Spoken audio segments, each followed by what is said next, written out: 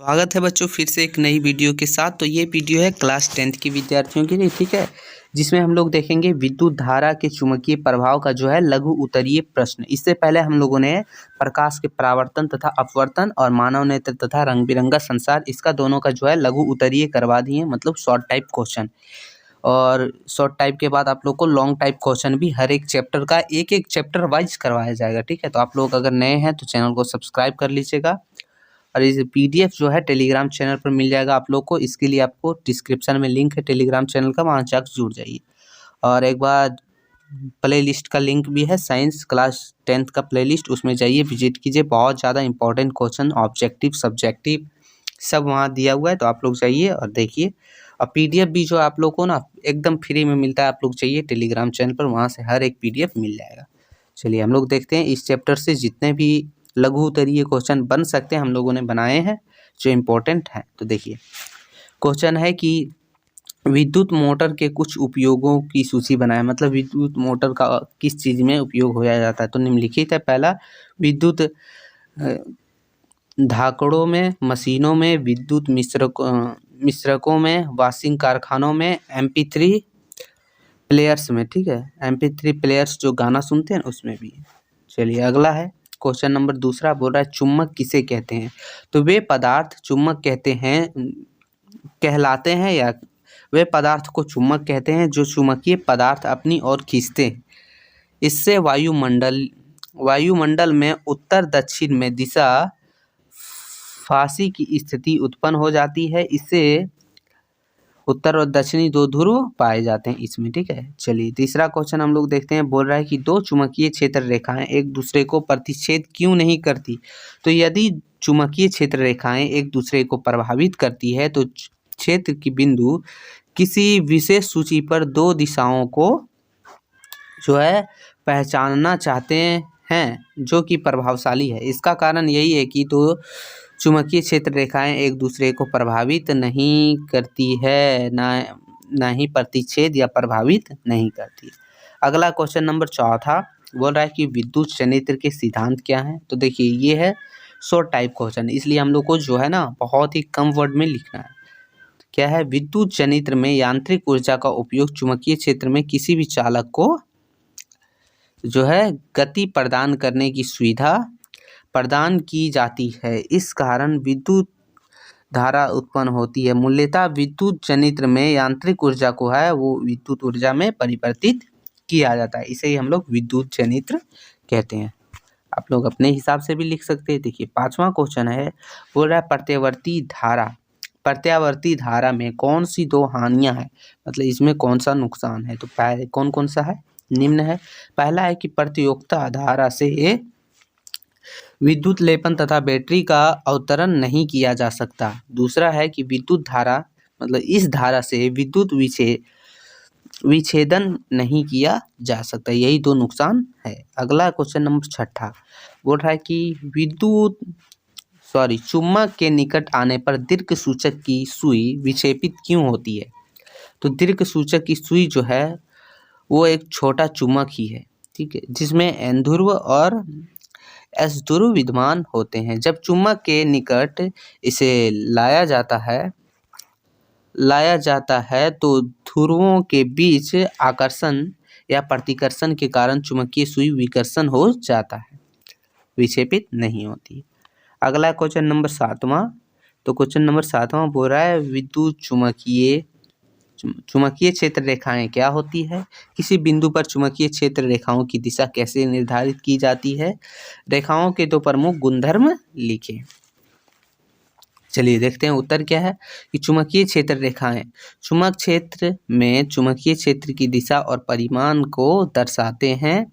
किसी बिंदु पर चुंबकीय क्षेत्र की दिशा एक चुम्बक के उत्तरी ध्रुव के उस बिंदु पर रखने पर उसकी दिशा के समकक्ष होती है। चुंबकीय बल रेखाएं को रेखांकित गुणधर्म है, मतलब इसका जो है मतलब निम्नलिखित कुछ गुणधर्म है। जो पहला देखिए क्या है, चुंबकीय बल रेखाएं एक दूसरे को नहीं काटती है। दूसरा है कि बल रेखाएं की संख्या अधिक होने पर चुंबकीय क्षेत्र की शक्ति काफी बढ़ जाती है। ये चलिए अगला क्वेश्चन आठवां देखेंगे हम लोग। बोल रहा है कि सीधे किसी सीधे तार से बहने वाली धारा के कारण चुंबकीय क्षेत्र बल रेखाएं की जो दिशा है वो बताने वाले नियम को लिखें। तो चलिए हम लोग देखते हैं।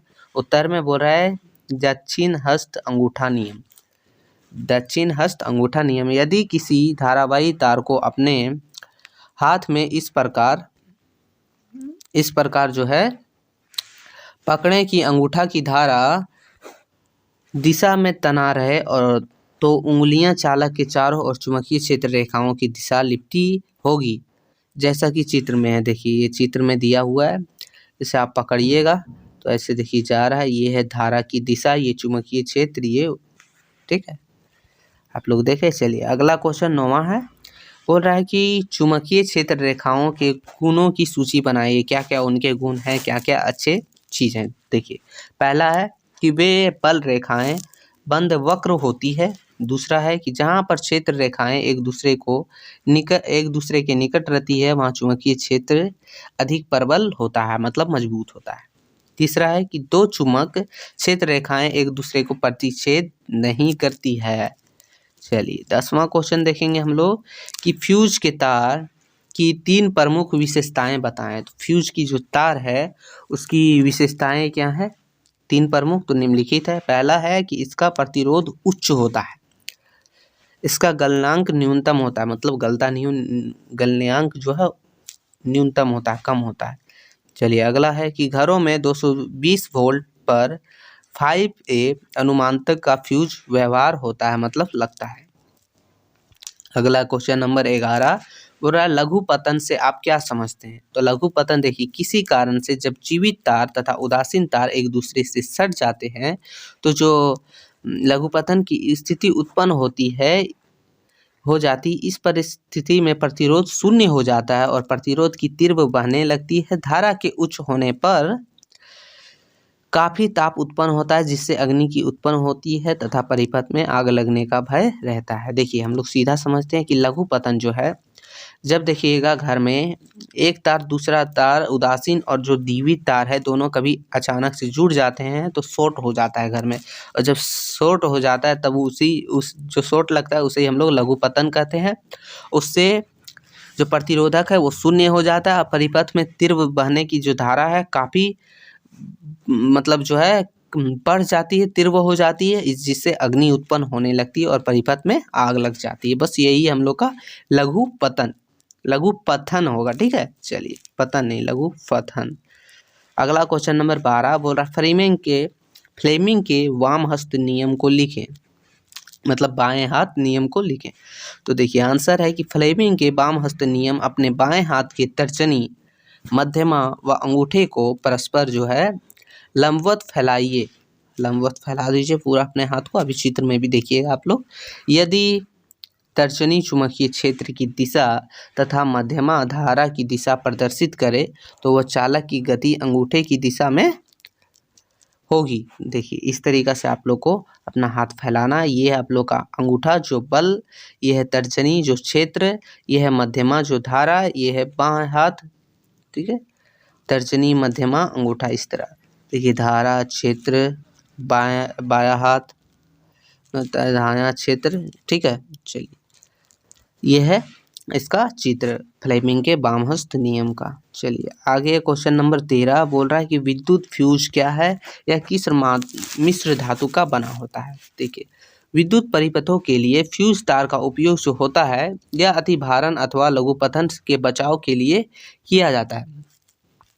तो विद्युत धारा के बहने पर यह गल जाता है तथा सुरक्षा प्रदान करता है। फ्यूज तार जो अधिकतर जो है वो तांबे तथा टिटना के मिश्र धातु का बना होता है, ठीक है। यही हम लोग का इस चैप्टर का जो है विद्युत धारा का चुंबकीय प्रभाव, इस चैप्टर का जो भी लघु उत्तरीय प्रश्न है बस इतना ही है। इसका जो है PDF आप लोग को टेलीग्राम चैनल पर मिल जाएगा।